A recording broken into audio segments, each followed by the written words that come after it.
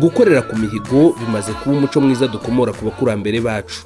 Byongeye kandi iyo umuntu ahawe ikivi ngakigiza imbere. Nubwo u Rwanda rwahuye n'ibihe bikomeye by'icyorezo cya COVID-19 rugashyira imbaraga nyinshi mu kugihashya, ntitwatezutse ku rugamba rw'iterambere no kuri uwo muco wo guhiga. Akarere kacu ka Ngoma natwe ntitwatanzwe mu mihigo.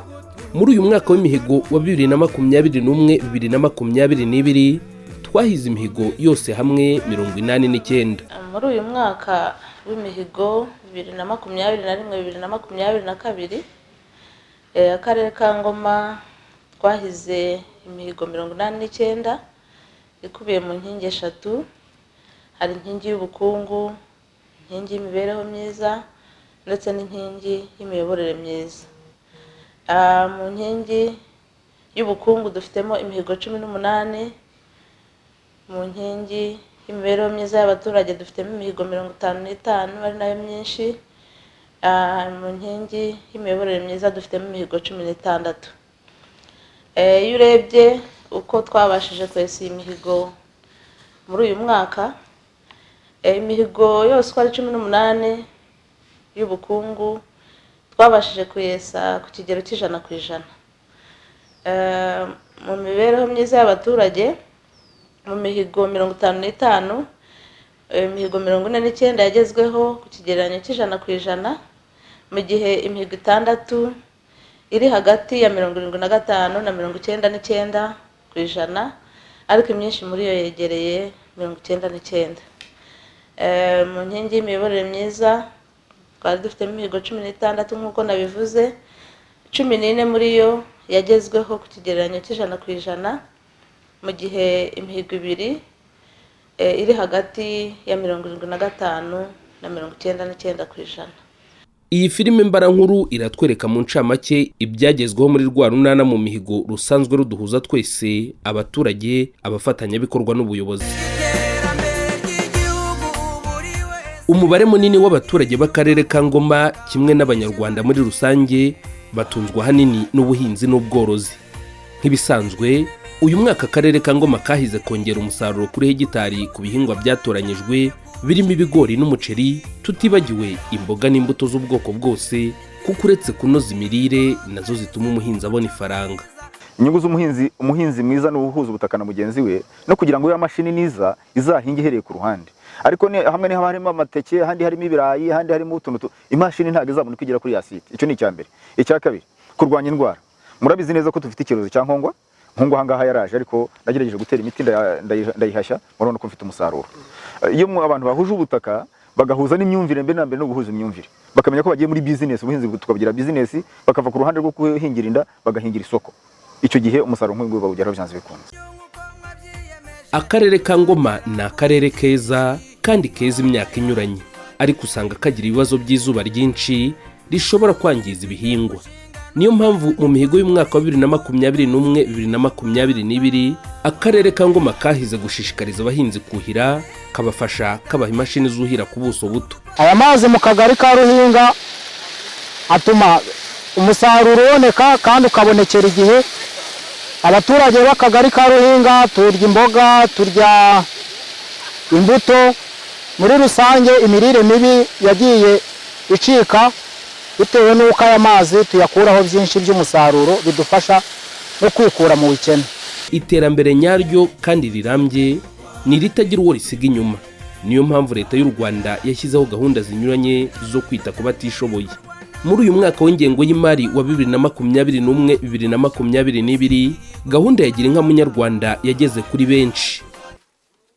Girinka ingejeje ku bintu byinshi ntarayibona, ntabwo nahigaho ngo neza, ariko ubu ngubu sigaye mpinga nkeza nkabasha kugaburira umuryango mfite, n'amata nsigaye nyabona, abana bakanywa nta kibazo rwose pe. Ndashimira Paul Kagame watugejeje kuri icyo kintu cyo kuvuga bati abana banywa amata natwe duhinge tweze.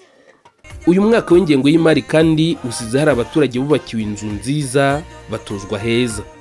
Inzu nari ndimwo yari igiye koko hasi yarashize ibiti bigaragara ndetse inanava n'amabati urubura rwarayatoboye, ariko aho umubyeyi anyibukiye ampaye inzu igaragara, ndayishima cyane, ntacyo atankoreye kandi ibaze kuba yarampaye mituweli akampa inkunga intunzi, ndamushima cyane, none akaba ampaye n'inzu. Kuba ntarabona iwanjye nabyo byaramvunaga cyane, bikantera n'ipfunwe, kuko iyo ucumbitse umuntu ashobora no kugusanga kuba ucumbitse akaba yakubwira wenda amagambo ntagushimishe muri make, ariko iyo umaze kubona iwawe nta kiruta kubona iwawe. Agatanga nuko nyine umuntu yashimira Perezida wa Repubulika, tugashimira n'Imana ko aduhaye inzu imeze gutya, inzu ikomeye, ubwacu bwite ntabwo twabyiyumvishagamo cyane, ubwanjye bwite sinabyiyumvishagamo. Uburere buruta ubuvuke kandi ni isoko idakama y'ubuzima n'iterambere by'igihugu. Niyo mpamvu akarere ka Ngoma kakomeje guteza imbere amarerero y'abana mu ngo, home based ECDs. Ababyeyi bafite abana muri aya marerero bishimira ko babonye amarerero afasha abana babo kunoza ubupfura n'ikinyabupfura ndetse no kunguka ubundi bumenyi bw'ibanze. Irerero ritaragera ahangaha wabonaga ari ikibazo, abana ukabona barandagaye, abana ukabona nta muco bafite, ariko icyo nshima kuva ryahagera abana ubona bafite gahunda, abana babona bameze neza, nta mwana wirirwa wandagaye, mbese ababyeyi natwe tugira amahirwe tugakora imirimo nta kibazo, abana bacu tuzi abo bari kurererwa, nicyo cyiza cy'iri rerero riri ahangaha. Hitawe kandi ku kwigisha abantu bakuze gusoma no kwandika, kuko umuturage ujijutse ni inkingi y'iterambere rirambye. Twagiye tugiramo nk'imbogamizi zo kuba tutakorera igihugu cyacu biturutse kutamenya gusoma no kwandika. Umuntu bajya kumutora bamubonaho ubushobozi ariko bagasanga ntazi gusoma no kwandika, iyo ngiyi ikaba inzitizi. Ariko ndabizeza yuko uyu munsi igihe turi kwinjiramo natwe turi kwibona mu bantu bashobora kuzakorera igihugu, kuko tuzaba twaramaze gusoma no kwandika. Mu cyerekezo cyo kugira iterambere rikomatanyije, ibyaro ntibigomba gusigara inyuma.